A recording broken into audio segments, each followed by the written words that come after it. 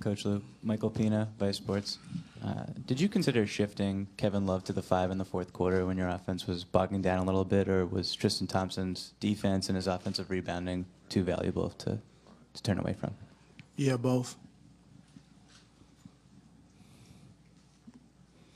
Tim in the back right.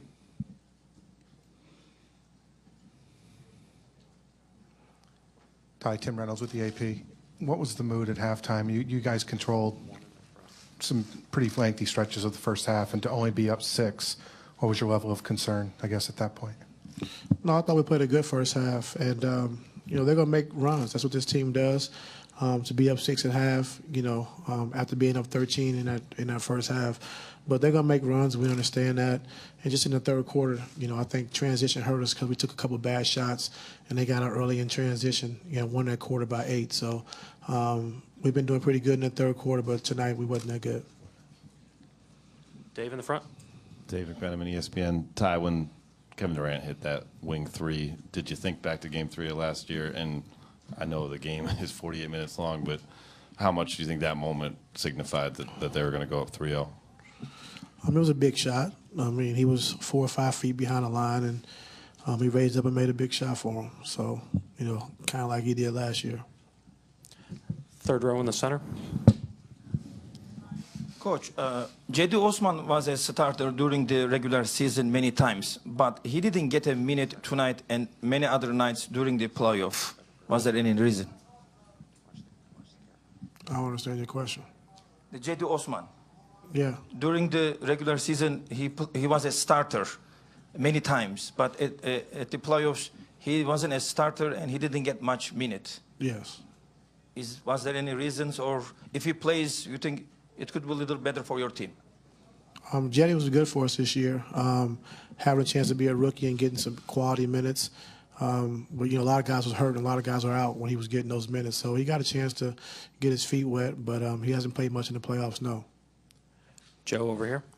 Joe Varden, Cleveland.com. Ty, this is twice in 2 years now in Game 3 where Kevin Durant just foils an otherwise a really good effort from you. And it would seem obvious, but can you put into words just the difference that he makes on that team that already had those 3 All-Stars before he arrived last year?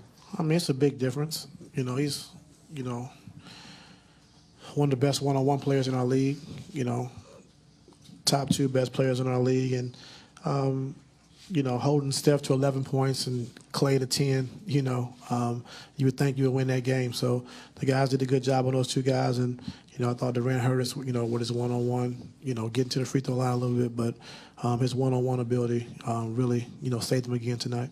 I mean, you guys have been really close twice, and they almost lost the Western Finals. But when you prepare for a team like this, what's it like to measure them all up and say, well, if we account for him, and him, we still have to guard Durant?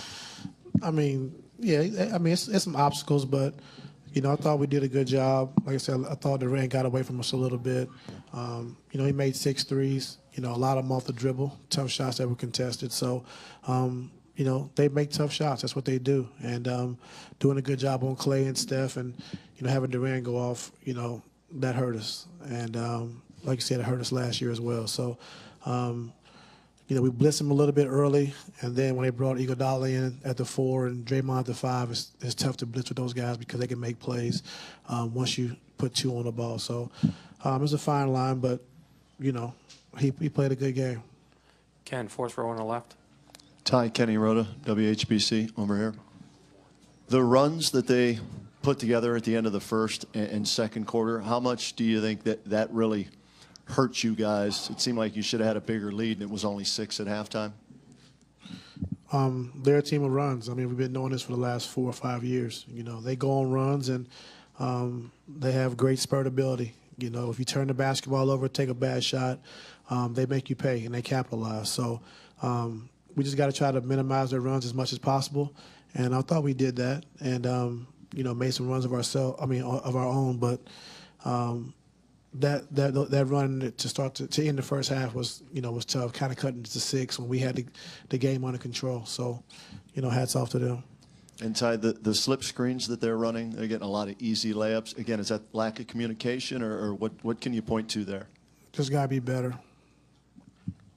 Steve over here on the right side. Steve Ashburner, NBA.com. For a guy like Rodney Hood, who's a fresh wrinkle to this series, how much of his performance was due to the newness and maybe Golden State not having to really game plan for him versus something that's sustainable as you go forward?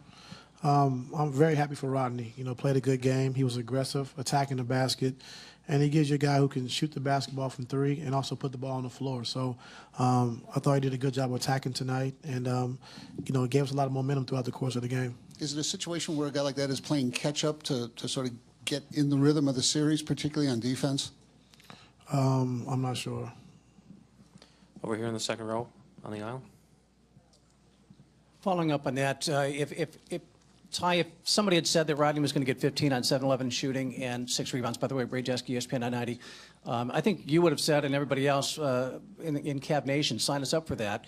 What gave you the idea, given that he could do that, to insert him as kind of a big surprise to have the performance, given how he's fallen out of the rotation? What allowed you to think that this could happen? Well, Rodney's very talented. We know that, and just from watching the 5-on-5 games, those guys play every day, and just seeing him get his work in and playing in those games, being aggressive, getting his offensive scoring and stuff back. And he's been great in those games, and you know, just thought we'd give him a shot, and he made the most of it, and I'm just happy for him. We have last two, one in the front, and Marla. Ty Ashley Bastock, NBC News Radio. You guys still won the rebounding battle tonight, but in that third quarter, they out-rebounded you 14-6. How much do you think that played a role in them finding their offensive rhythm? A big role. I think, you know, we took some bad shots, and sometimes a bad shot is just as good as a turnover because we're not expecting it, and they get out in transition and get easy baskets. So us missing some shots and taking some bad shots, they were able to capitalize on it. Marla, last question. Marla Ridenour, Akron Beacon Journal. With so many things that seem to go right, is this just as disappointing as the first one? They're all disappointing, but you know, we play well. You know, they made some runs, we made some runs, and just Katie had an exceptional night. But I thought our guys did a great job of fighting and you know, sticking to the game plan. You know, outside of a couple of breakdowns here and there, but. Like I said, the whole Steph to 11 and Clay to 10, you know, we did a good job in that regard, but, you know, got to do a better job on KD.